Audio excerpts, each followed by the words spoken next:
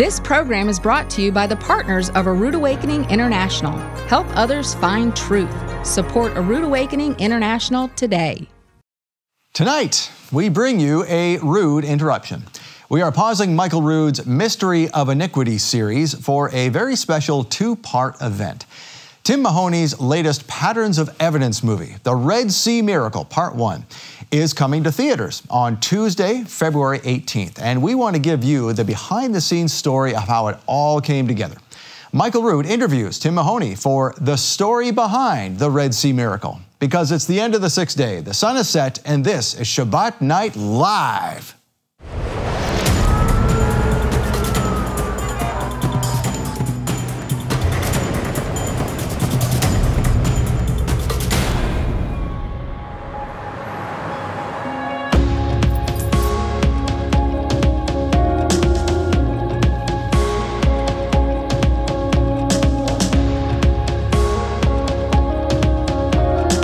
As they take this message out into the world. Well, Shabbat Shalom, Torah fans. Welcome to Shabbat Night Live with Michael Rood. The Red Sea Miracle, Parts 1 and 2. Perhaps you heard of these. These are filmmaker Tim Mahoney's life work. Did you know that? They are a two-part documentary series, 20 years in the making. He's been working at this for a long time. In between time, he's been doing all kinds of other documentaries. If you've ever seen any of the Patterns of Evidence movies, these are amazing. They're some of the best biblical documentaries you have ever seen, and Michael Rood calls them the best biblical archaeology movies of all time, period. Well, Part 1 of The Red Sea Miracle is coming to theaters in just 10 days. It's coming on February 18th. It is a one-night event, so you have to get your tickets and go that night. Part 2 is coming to theaters in May, but if you come to our Passover event in Charlotte, North Carolina, April 10th to 12th, you can actually see Part 2 before anyone else in the world because we're going to play it there exclusively. Now, tonight, Michael Rood sits down for the first part of a two-part interview series with Tim Mahoney for the story behind the Red Sea Miracle. You will experience the amazing details for yourself as Tim reveals a movie-making journey that really became a miracle in its own right. And we're doing this because Michael Rood and everyone here at A Rood Awakening International is passionate about what Tim Mahoney is doing in these films, and we want you to see what all the excitement is about. So, as you get ready to watch this interview series, take the time right now, if you would, go get your movie tickets. You can get Part 1 tickets right now of Tim's two-part series at patternsofevidence.com. You get them right there on your screen. And don't go anywhere. We'll be right back with Michael Rood and Tim Mahoney for the story behind the Red Sea Miracle. Stay with us.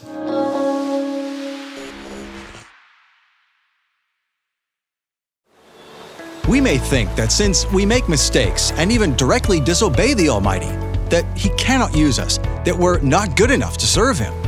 In fact, the opposite is true. Michael Rood presents Together for Good, an important lesson from the Apostle Paul about how all things work together for good for those who are called to be followers of the Messiah. All of our trials and tribulations, all of our perils are like the perils of Paul. Everything, all things work together for good to those who love God and those who are called according to His purpose. Together for Good by Michael Rood reminds us that even with the Apostle Paul's questionable past and unorthodox message, he still accomplished amazing things for the Almighty. And you can too. Together for Good is not for sale. It's a gift to say thank you for your donation of $50 to A Rood Awakening International. Donate $100 or more, and we'll send you the teaching, plus a pendant necklace in the shape of a crown, commemorating the story of Queen Esther. Inside, you'll find a tiny scroll with a verse from the 4th chapter of Esther. You'll also receive 2 keychains, one in the shape of Israel and one with anointing oil. Or for a gift of $300 or more, you'll receive the teaching, the Esther pendant necklace, the Israel keychain, the anointing keychain, plus the entire biblical book of Esther in both English and Hebrew on a scroll, concealed in an elegant wooden case with a metallic seal depicting the story of Esther. You'll get the Together for Good teaching for a love gift donation of $50, the teaching, the Esther pendant necklace, and the 2 keychains for a gift of $100 or more. Or get everything plus the magnificent scroll of Esther for a love gift donation of $300 or more. Get these gifts now while supplies last. Call 888-766-3610. That's 888-766-3610 or visit monthlylovegift.com. What really happened at the Red Sea Crossing? See for yourself at Passover, the Red Sea Crossing 2020 in Charlotte, North Carolina. Join Michael Rood for an exclusive pre-release screening of the all-new documentary by Tim Mahoney, Patterns of Evidence, The Red Sea Miracle, Part 2. This groundbreaking new documentary chronicles one of the greatest miracles in the Bible, the crossing of the Red Sea, and you'll be the first in the world to see it. And that's just the beginning. Passover, the Red Sea Crossing 2020 includes an entire weekend of fun, food, and fellowship. It's a Passover like none other. You'll learn to make unleavened bread like they do in the Middle East. We'll show you how to make it, bake it, then serve it to you at the Seder meal. And at the Seder, you'll experience the story of Passover and what it means for believers, as only Michael Rood can deliver in a formal dinner theater setting that takes you back to the time of the Last Supper. Plus, discover the behind-the-scenes story of what it took to uncover the amazing facts of the Red Sea Miracle documentary with the filmmaker himself. There's also worship with singer and songwriter David Salinas, kids' activities, youth activities, Michael Rood's famous Circle the Wagon sharing time, and even an opportunity to renew your faith in the mikvah ceremony. Tickets to Passover, the Red Sea Crossing 2020 are going fast. Don't miss your chance to experience this once-in-a-lifetime event. Get your tickets now for Passover, the Red Sea Crossing 2020, April 10th to 12th at the Embassy Suites, Charlotte Concord in North Carolina. Order by phone at 888-766-3610. That's 888-766-3610. Or get your tickets online at PassoverCharlotte.com.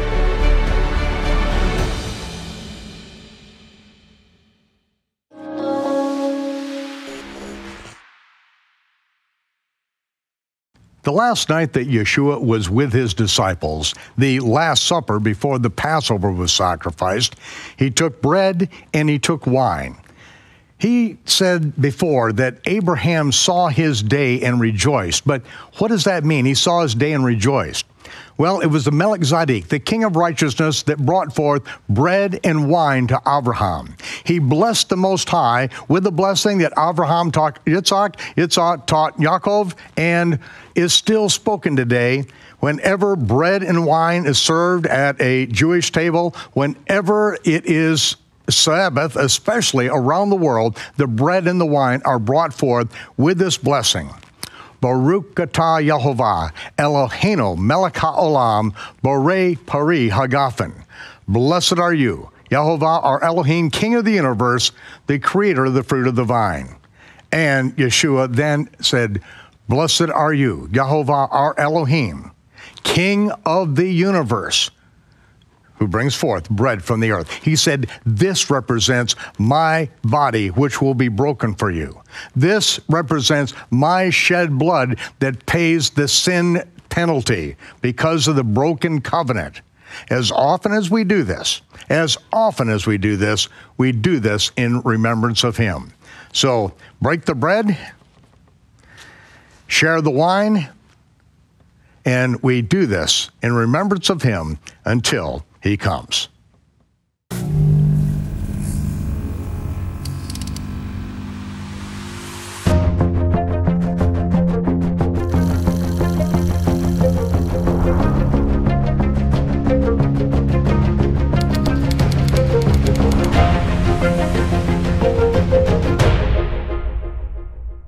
I am interrupting this series on the mystery of iniquity, the legal prerequisites to the return of the Messiah, because 20 years ago, my life was interrupted. It was during the time that I was writing The Mystery of Iniquity and detailing the legal prerequisites to the return of the Messiah.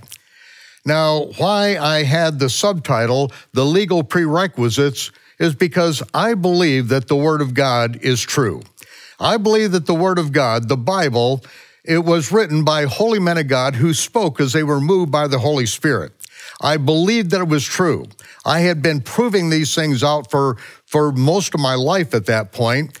And so as I was articulating that very thing, the things that have to come to pass, that are required, as it says in the book of Revelation, that the things that must come to pass, as I was going through this, I was then approached during a seminar by a pastor who gave me a video and said they found Pharaoh's chariots and armies strewn for 1.5 miles on the bottom of the Red Sea. We've got it on video. When I saw that video, I watched it all night long, over and over and over again. And I said that this is the greatest evangelistic tool I have ever had in my hands. That I actually had now proof, scientific proof, video proof that what it said in the Bible was true. And so I determined that I was going to do my best to get this message out. And I realized that the reason why this message had gone nowhere is because most people were not opening their mouths. They didn't feel like this had anything to do with their particular denomination because their denomination didn't find it. But I knew that this was something that I could use to help wake people up because that was my job. And so more than 20 years ago, I set out on this adventure to do seminars and then do television. And so I actually moved to Israel. I produced the Red Sea Crossing. We did these Red Sea Crossing cards. We got on the internet when YouTube was available to get this message out to the world. I did little booklets on it because I believed that the scriptures were true. But yet most people do not believe that the Bible is true. They think that the Bible is just a series of fairy tales that have been passed down, and they've never really investigated these things with any integrity. Well, it was over 20 years ago that my life was interrupted in the middle of the mystery of iniquity, and I am interrupting this series because we have with us the filmmaker who has taken this thing on as his personal mission in life. Tim Mahoney, who came out with the first episode of Patterns of Evidence, is here with us, and he is going to be laying out a new movie, not just the Red Sea Crossing, but the Red Sea Miracle. Tim, it is good to have you here with us, and I am so happy that we are interrupting this series right now because this brings us full circle. We really both met in Minnesota. A lot of my ministry in the beginning of the Red Sea Crossing in my proclamation to the world began there in Minnesota itself. So now it's been, what has it been, 20 years now that you got started on this adventure? Yes, it's been about 20 years, and it's been a long journey. In fact, I thought it was just a one-year project, Michael. I didn't have any clue that it would take 20 years to get, back to this point of actually investigating the Red Sea. This, the Patterns of Evidence, the first movie that you came out with, Patterns of Evidence, the Exodus, you really, in this was where you gave all of the different viewpoints equal access. You gave the naysayers and you gave the biblical background on this. What compelled you to do this to begin with? That's a great question. I was actually focused on, as you were, when you hear about claims that there's, chariot wheels and all that, I was very fascinated by the Red Sea crossing. But then I went and started interviewing people, and they said, well, what's the point of the Red Sea crossing? There's no evidence for the Israelites in Egypt in the first place. I said, wait a minute, what? They said, yeah, there's no evidence for any of this. And I realized that in order to, I guess it's just the way my mind thinks, I like to see things in a sequence and see the pattern. I realized that no matter what kind of film we made about the Red Sea crossing, if there wasn't any evidence for the Israelites or for Joseph in Egypt, that had to be dealt with first. And that's really what ended up happening, is that we had to go back and establish, for myself, as you know, in this film, I actually, when I was investigating it, I had a crisis of faith. When you and I first met, I had just returned from Egypt. I came to the Christian Booksellers Convention, I believe it was in Atlanta, Georgia. And we met in the lobby there, and you were there for a completely different purpose. Yes, I had been a part of that organization for a long time. I always felt, I mean, literally for 40 years, I think that many of us know that we're supposed to do something. And we can either make a decision to kind of pursue it or just to tell ourselves that it's not going to happen. And I always had a sense that I was supposed to make films, and I was supposed to make films about the Bible. I just didn't know what it was. And so for 40 years, I've had this sense of calling on my own life. And for 30 years, I went to this conference. You know, I would take my family vacation, even when I wasn't making films or anything. I just did not want to lose that connection to the possibility. And because of that, and I think this is one thing for a lot of people to know, is that, and you might have experienced this yourself, is that if there's this sort of sense in your life that you're supposed to be doing something, you need to pay attention to that. Because I believe that oftentimes people have a calling in their life, but they talk themselves out of it, or the enemy talks themselves out of it, and they just think, well, I can't do that, or I can't do this. And I believe that there are things that we're supposed to do, that we were created to do. And in this particular case, I kept going to that conference, and that led me, you know, that's when we met, but it was also about that time, around 2000, the year 2000, that I heard about people making a film about this very subject matter, about the Red Sea crossing. And I actually got involved with that to try to help. I was thrilled when I heard that, because I had just gotten back from the Red Sea crossing site. I just flew back to America, and when I met you, I said, Tim, they found Pharaoh's chariots on the bottom of the Red Sea. I said, I do television. I do, you know, this deserves a real filmmaker to do this. And when I said this to you, your eyes lit up, and because you had already been involved in this, and I had no idea. I just knew that, you know, I had certain abilities in this area, but it's like your whole life you have really, this has been, your calling has been something you have not been able to escape no matter what you've done. Well, you know what happens sometimes when people escape from their calling, they get thrown off a ship and a whale comes along. It's not a pretty story. But so I think really, yes, you're correct. And there are certain things that we feel that we're supposed to do. And the challenge, though, and I'll tell you what, is that I thought this would be a one-year project. And I remember sitting in church and after the first year, after I started working on this project, I said, forgive me, I'm a liar. I was talking to the Lord before the service. And I said, you know, I thought this, I promised I'd have this done in a year, and I don't even know what I'm doing. And this project continued to get bigger and bigger and bigger over the years. And I felt this in my heart. It felt like the Lord said, this film will be done when I say it's finished, not when you're tired of working on it.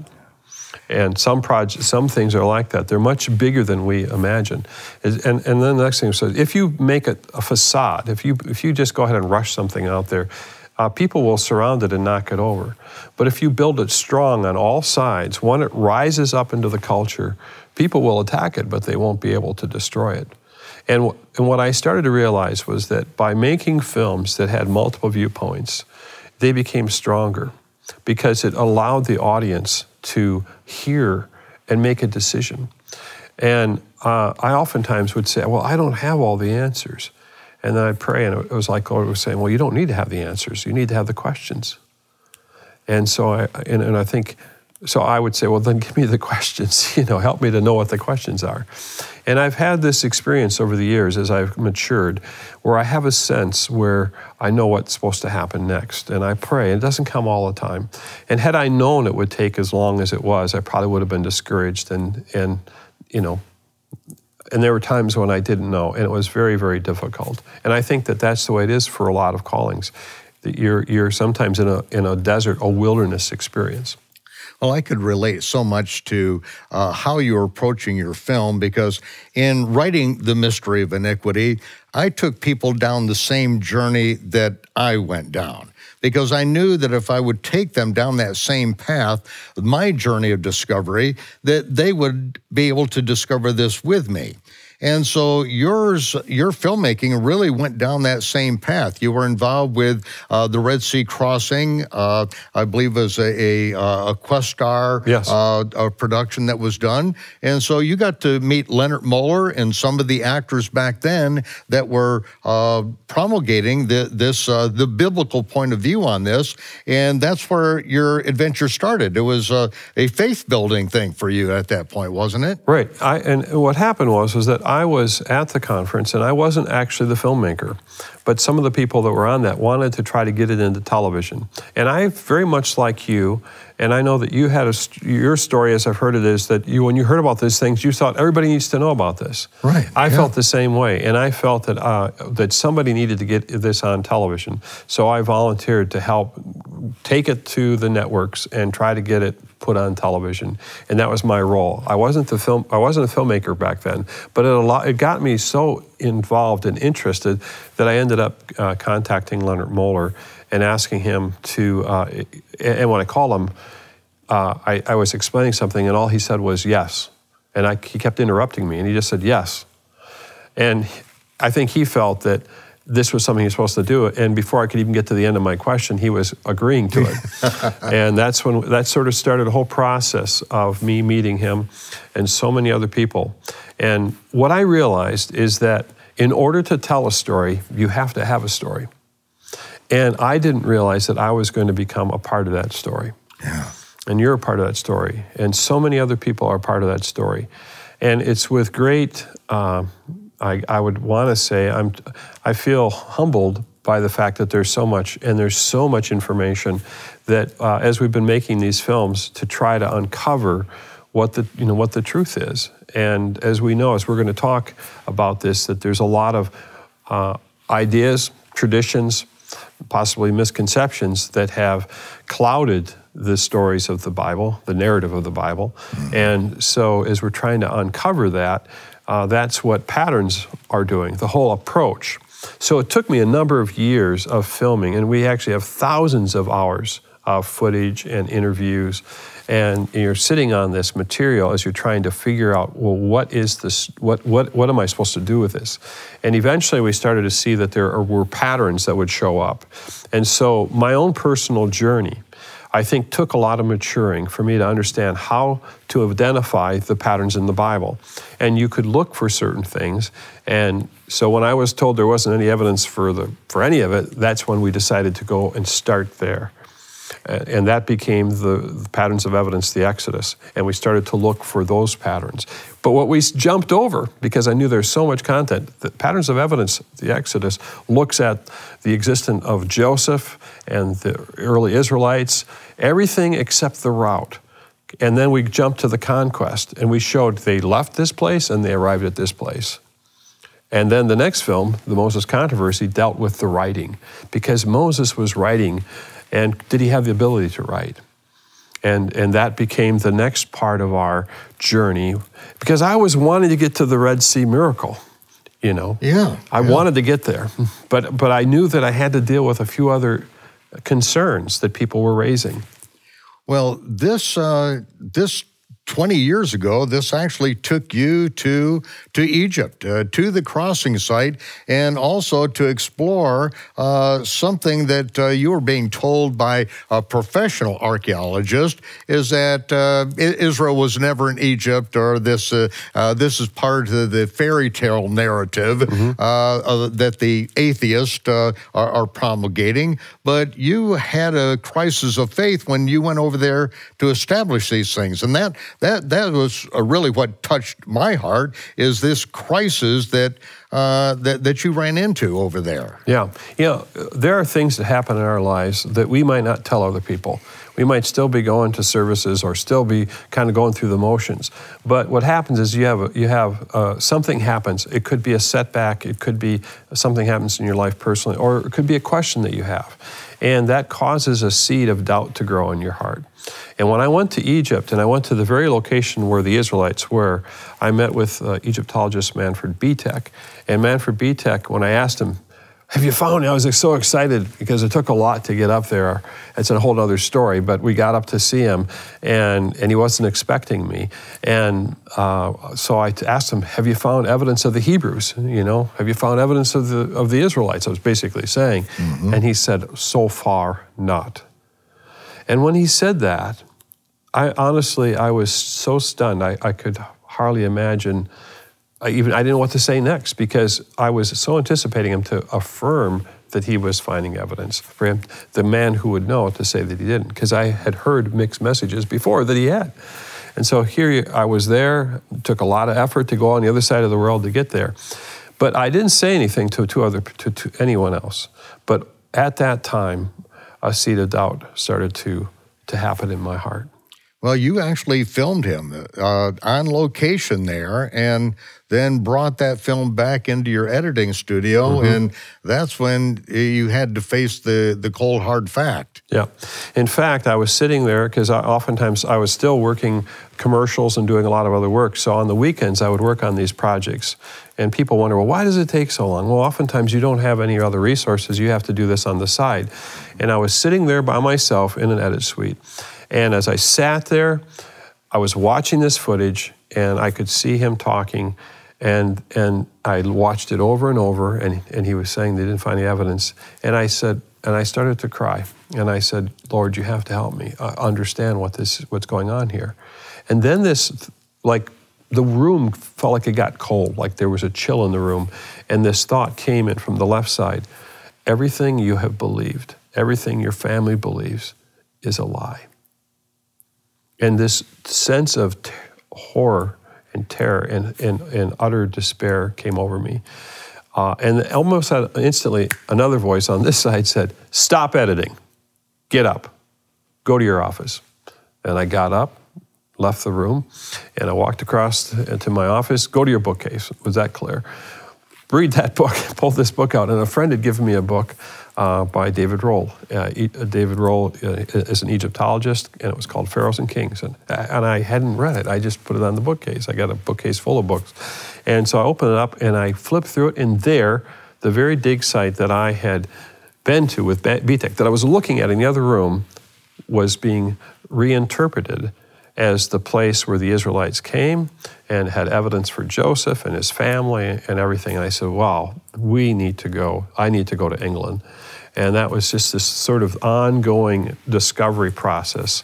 And that, you see, so here I was 20 years ago trying to make the film about the Red Sea miracle, the Red Sea crossing, all of that. And it's taken 20 years of maturing in my own life to get to this place. And this new film is actually, has never been done before, very exciting. It's a two-part film. It's an epic. It's an epic documentary on the Red Sea miracle. And it takes people on a journey, just as the Israelites did.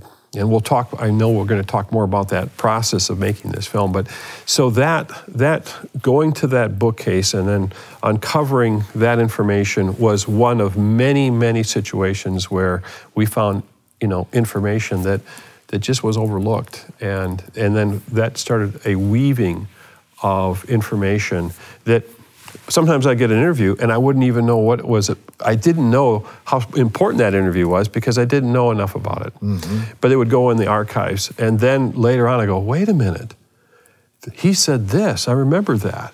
And then we would start to put all the pieces together. And that's how these films have been directed. This is incredible, the pattern of evidence that began to unfold, and now what you're doing in this next one, which is the Red Sea miracle, Manfred Bitek actually comes back into the picture unexpectedly in the land of Israel 20 years later, and a complete reversal happens, and this is so exciting. I want people to take a look at the video. We're going to take a break, and we're going to have just a little trailer here to introduce what you have done here, because this is what we want everyone to get out to the theaters and to bring their friends, their families, their churches, their whole congregations need to come out to this, because you have built a case for the Exodus and to bring us up to the Red Sea that I believe is just an airtight case and couldn't be done without that crisis of faith that you went through. So we're going to take a break for just a minute, ladies and gentlemen, and when we come back, we're going to see just a little bit of the Red Sea miracle.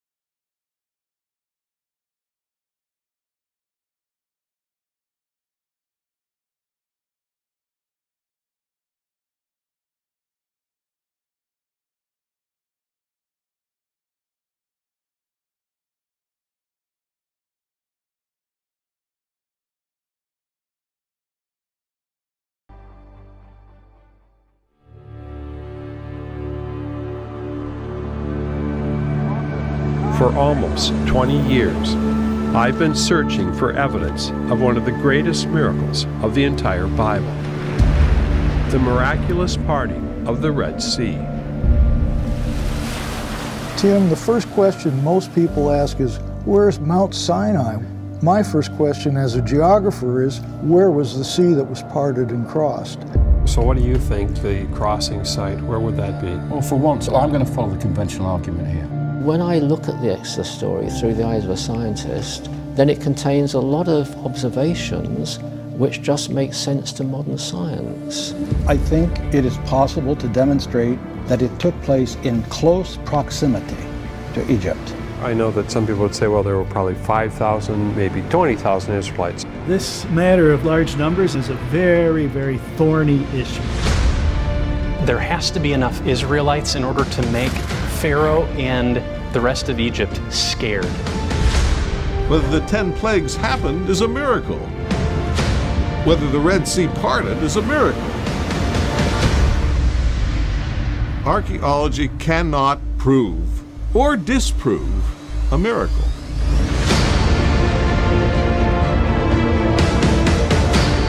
Make the sea small, put it close to Egypt, all of a sudden it calls into question the biblical text itself.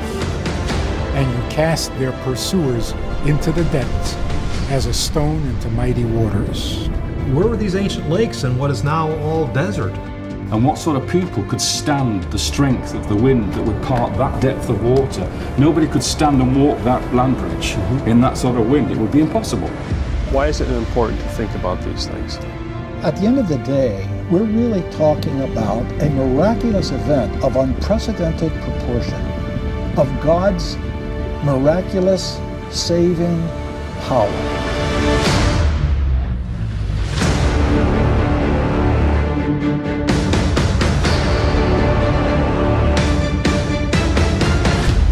The Red Sea Miracle is a two-part film series Fathom event, February 18th and May 5th.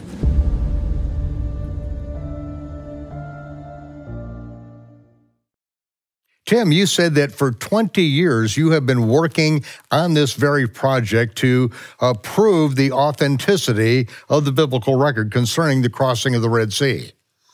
Well, it's been a long journey, and when I first started it, that's what my intention was. But then it just kept getting bigger and bigger and bigger and bigger, because then there's the question of, well, where's Mount Sinai? And earlier questions of, well, were they even in Egypt, as I had mentioned earlier? And for me, I didn't know what to do. There were so many different big questions. But the exciting part that right now, with this new film coming out, February 18th, and the follow-up on May 5th, the exciting part is we finally, after 20 years, are able to share what we started so long ago. And really showing the path, the patterns of evidence, and exactly what the scripture says. You are weaving together a story that really hasn't been told. No one has really dug into the archaeological evidence that, like you have, and presented the whole picture. Yeah, in fact, it's a combination of archaeological as well as it is geographical and historical. And what you'll see is that oftentimes people have suggested it might have been this way, and then tradition gets formed around that. And what I was trying to do in this first film is go back and try to understand words and the meaning of words, such as in Hebrew, the sea that was crossed wasn't called the Red Sea. In Hebrew, it was called Yam Suf. And Yam means sea, but what does the word Suf mean? And so, in fact, this we could have called it the Yam Suf miracle, but today we call it the Red Sea. Yeah, no one knows what you're talking about except in Israel. Right. So words have meaning. And obviously, you know that as well as I do, how significant words are. Words are powerful. Words have meaning. And oftentimes, though, that if we give the name of something, or if the name of something is incorrectly interpreted, and that's what this journey is how do you interpret where this sea, where was it? Is it a sea that's close to Egypt, or is it a sea that, was further away? Or was it not a sea at all? Was it a lake, as some people are suggesting? Yeah, and so you followed the evidence along that trail, and now you're presenting this in theaters across the nation. Yeah. So this first one, tell us a little bit about the difference between the Red Sea Miracle and the first episode, or the first movie. It's not an episode, it's a full feature-length movie. And then we move on to the second portion of that, part 2, huh? Yep. Yeah. Well, I don't want you to give all that away, because I'm excited about this being in theaters to see the evidence that you lay out in the first one. Right, right. Well, what ends up happening, and when you start investigating the stories of the Bible, the narrative of the Bible, when you start investigating it oftentimes there's so much more than you realize. In other words, as you get into it, you'll start to see how it grows and becomes more. And what I've realized is that everyone sort of looks at just the miracle of the crossing of the sea. But before they got there, there were miracles that happened earlier than that. And so I realized what we needed to do, just as Patterns of Evidence has always done, is we basically say, well, what does the scripture say? And can we find a pattern for that? So what we know, and I'll share this with your audience, is that there's a pattern in this film as well, and there's a departure point that the Israelites left from. And then, so we know we have a point there, and there's a destination. And Michael, and you actually found that point with Manfred Bitek giving the evidence of what he's found since your first interview more than 20 years ago. Right. We've come up with brand new evidence that he was very excited to share. And once again, he was the man who I had that crisis of faith with 20 years ago. Yeah. Well, all of a sudden he comes along and he starts to show us something that he discovered, which is absolutely exciting when I think about it. Yeah, now I got to see this, and so I don't want you to tell about it because this is a major bomb that gets dropped in this film. Yeah. And I want to tell all of our people out there, you have got to get everyone that you know out to see this movie. Now, I was hearkening back to what happened with me when I was out on the West Coast and I got the first video of the chariot parts. And then I knew I had to help get this message out. So I went through the community where I was staying, Two Harbors, Minnesota. It's the home of the Sandpaper Museum for 3M, Minnesota Mining and Manufacturing, a small community, about 4,000 people in the whole general area. And so I walked into every business, the banks, the beauty parlors, the barber shops, the Ben Franklin store, and I walked in the door and said, "You'll never guess what they found." And I waited for someone to say, "Well, what did they find?" And I say, "They found Pharaoh's chariots on the bottom of the Red Sea. We've got it on video." And so I went through the whole community, and I was able to get out to the name of the place. I rented the ballroom out there at a brand new hotel, and they brought in the television from the bar, a big screen television, and I showed it for 70 people there. And this is what I did as an individual, because I really wanted to get this message out. So, I didn't know anyone. I couldn't go to a church. I couldn't go to anything there that I was familiar with because I was new in the area. So I had to make the biggest splash I could personally. And so what I'm going to do is I'm going to ask our people to get out there and interrupt other people's lives. You go to the local churches or Sunday school class or Bible studies, go out in the streets and get people to see this movie, because this is greater than anything that I had. I mean, I put a VHS tape in a machine and let the thing play, and it was nothing compared to what you have. This has been 20 years. And I know it's been action-packed years. The things that you've discovered along this path has really built the entire case where most people, they're out there trying to disparage the Bible, trying to say, they don't believe it, without any evidence. But you actually have spent this time and you've uncovered things that science has now, as I see right in the movie, right in the trailer that we saw, that you have people that are saying scientifically that the Bible is proving things that we are now understanding by science. Well, what's interesting is Manfred Bitek, he has this comment, and all I'll just say is, it's like he starts to affirm the Bible. And he says, I don't think that we can doubt it. We shouldn't, well, we won't say what he says, but basically there's some exciting things in here. And I just want to share something. I am not an archaeologist. I'm not an Egyptologist. I'm not a Bible scholar. I'm a filmmaker. But what a filmmaker can do is I can film and arrange the case. So I'm just helping to build the case that already exists there. I'm finding archaeologists and other people who are saying, wait a minute, there is a pattern of evidence here. Well, they might not actually call it a pattern, but they'll say, hey, there's some evidence here that I think is related to the Bible. What our team, and I'm not the only person, Steve Law and others who have helped me over the years research, and we're able then to be actually more like an attorney, build a case that shows you powerful evidence. And I started to realize early on, Michael, that if you could see it, then it was very powerful. And really what we're doing is we're just testifying. We're showing the testimony of the Bible, that these events, well, what does it say? And can we find a pattern? And if we do find a pattern, where is that pattern, leading us? And that is the first point of this first film, is really it's the pattern of the route. Which direction did they go? And there's the questions that are raised when they left. How many people? The Bible says there were 600,000 men, plus men. It says, and that means that there would probably be millions of people. And oftentimes people are questioning the Bible. They're saying, well, how can that be? How could that many people have survived? And how far could they have traveled? And is it even possible? This sounds like an impossible task, Yeah, if you know nothing about it, it seems impossible.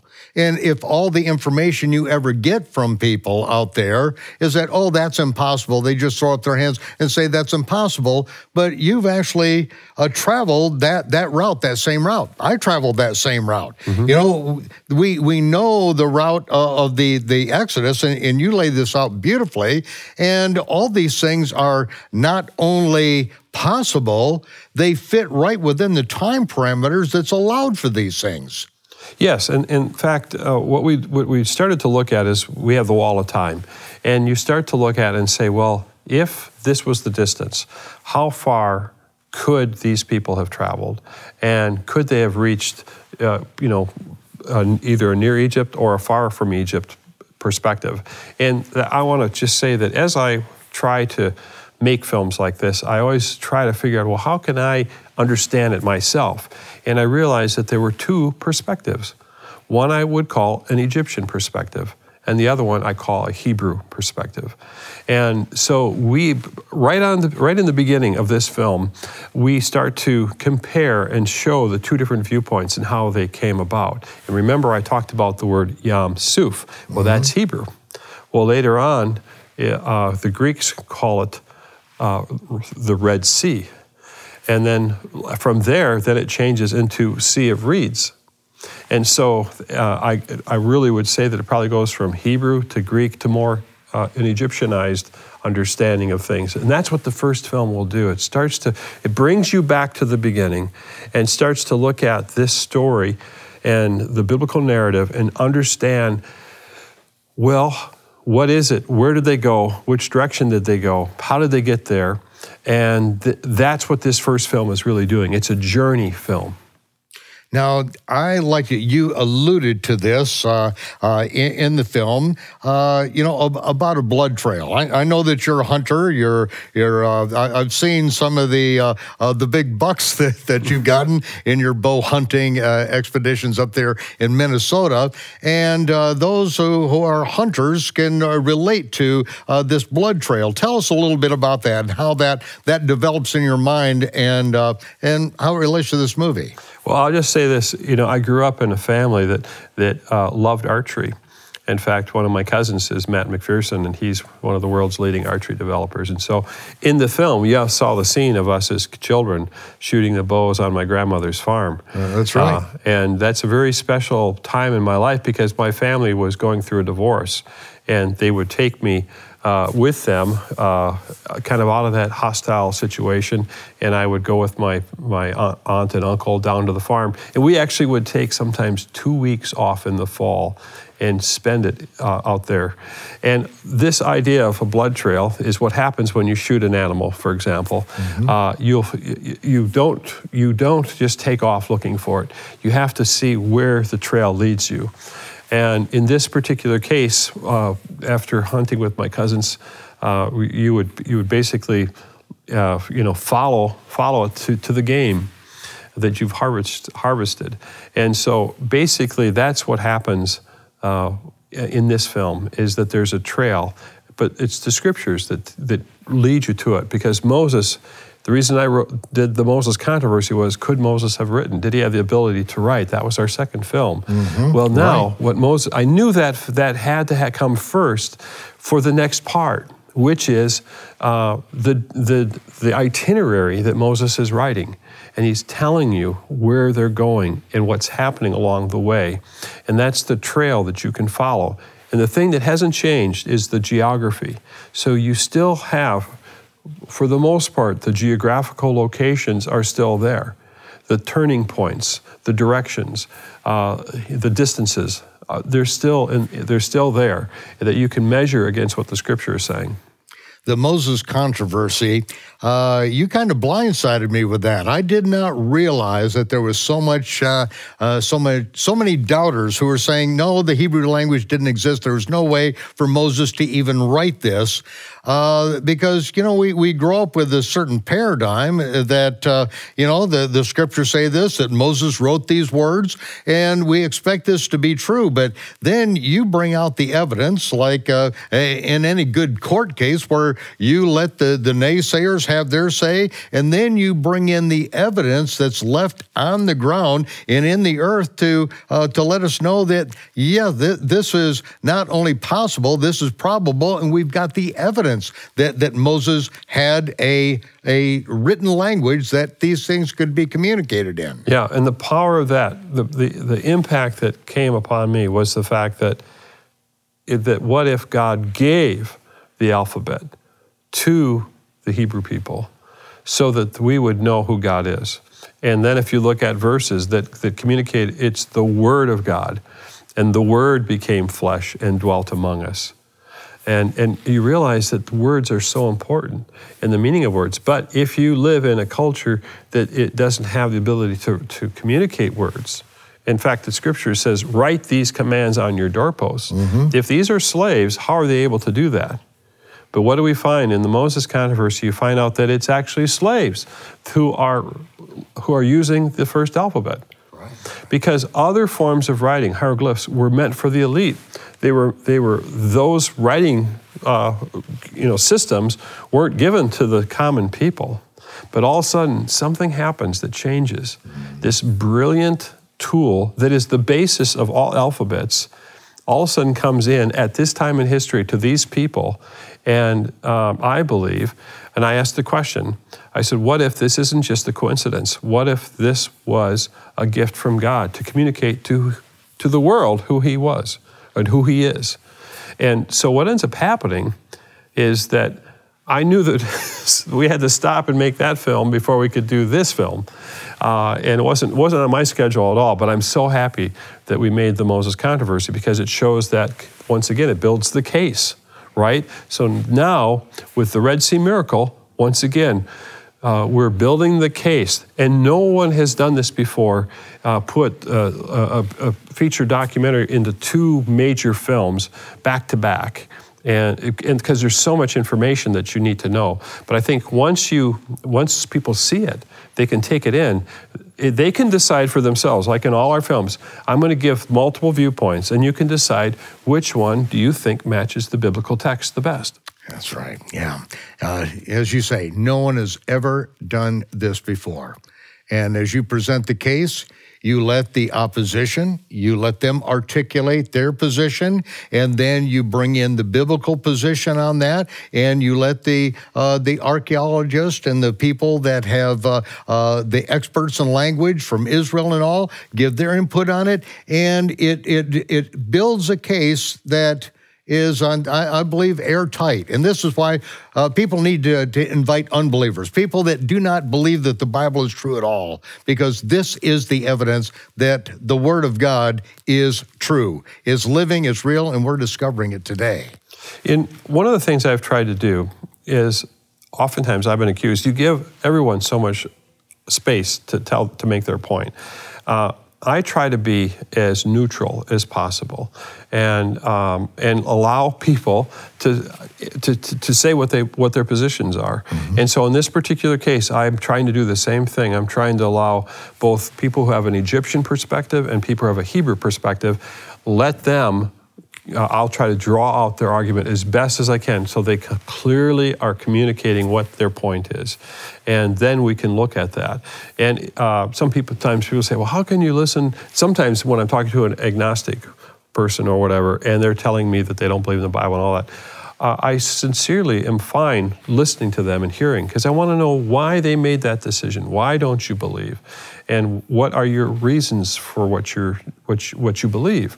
It helps me then to understand more clearly who they are and maybe if they've got some false ideas. And so, as I said in the very beginning of these films, I always say I was raised as a Christian hearing the stories of the Bible. And now I'm searching for where these events took place. And what I'm finding is an amazing pattern of evidence that matches the stories of the Bible. And that's basically what I'm doing in these films. Well, we've just got a few days right now.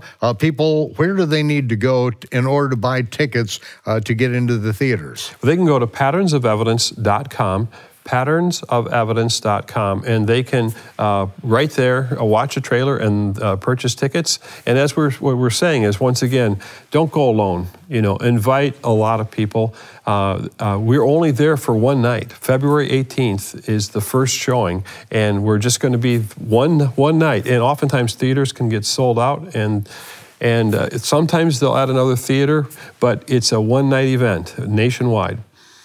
I remember being in Sarasota. I just got back from Israel and seeing the first Patterns of Evidence that was going on that night when I arrived in. And when I walked into that theater, it was packed. Every seat was filled. And this is what I expect to happen with this one, Tim. Mm-hmm. We want to see every theater, every seat filled, but it's going to take the people who really want this evidence to get out there to the world, to get out there, bust the door down, interrupt people, get them off their phone for just a second so that they can make contact with the real world and see that God has acted in the past and that he is going to act in the future in such a way that Jeremiah said, it'll make the crossing of the Red Sea pale by comparison.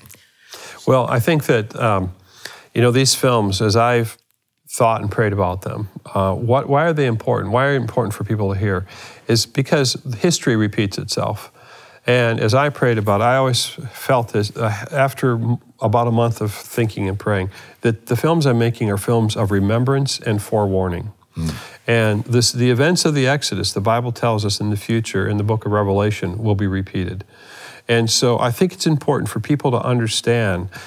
And with the ability of film and with the ability of being in a neutral location, it's a fantastic opportunity to bring your family, your friends, bring your small group, bring your church to an event like this. Because, you know, there's a lot of other media out there that gets voted for. But if you want to vote for films like this and see them succeed in the theaters and see that get out there, you need to get out and vote. Right, right. So, patternsofevidence.com, that's where you can register your vote by purchasing the tickets and getting everyone that you know into the theaters. Tim, I want you to come back. We've got more to unpack on this, the things of remembrance and forewarning.